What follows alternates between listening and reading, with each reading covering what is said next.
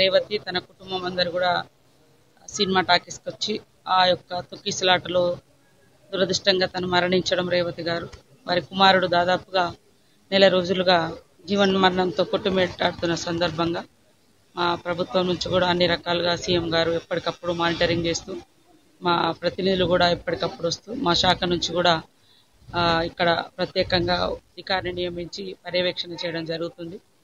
వాళ్ళ మీద రెగ్యులర్గా అంటే వచ్చిపోయే వాళ్ళ ఒత్తిడి కూడా ఉంటుందనే ఉద్దేశంతో అవన్నీ కొంత అవాయిడ్ చేస్తూ మరి వాళ్ళకు ఈరోజు మనోధైర్యాన్ని కల్పించి తప్పకుండా తను ఇప్పుడు వెంటిలేటర్ నుంచి బయటకు వచ్చిండు. తొందరలో కోలుకొని బయటికి రావాలని కోరుకుంటా ఉన్నాం. డాక్టర్స్ కూడా స్పెషల్ ట్రీట్మెంట్, స్పెషల్ కేర్ చేయాలని కూడా చెప్పడం జరిగింది. తప్పకుండా మాకు హోప్ ఉంది, తను ఆరోగ్యంగా సంతోషంగా బయటకు వస్తాడని. తను కోల్పోయిన తల్లిని మనం తీసుకురాలేం, కానీ ఇన్ని రోజులుగా ఇటు ప్రభుత్వం కానీ ఇటు డాక్టర్స్ కానీ అందరూ కూడా శ్రీతేజ్ యొక్క ప్రాణాలు కాపాడడం కోసం అన్ని రకాల ఎఫర్ట్స్ కూడా పెట్టడం జరుగుతుంది.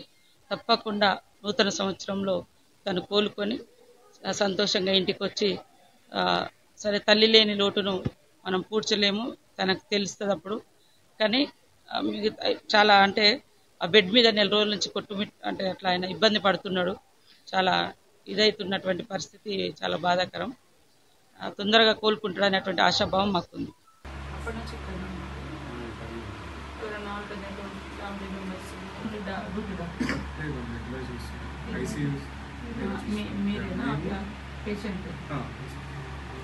ప్రపంచంలో ఏ మూల ఏ క్షణం ఏం జరుగుతుందో వేగంగా తెలుసుకోవడానికి తొలి వెలుగు వాట్సాప్ ఛానల్ని ఫాలో చేయండి.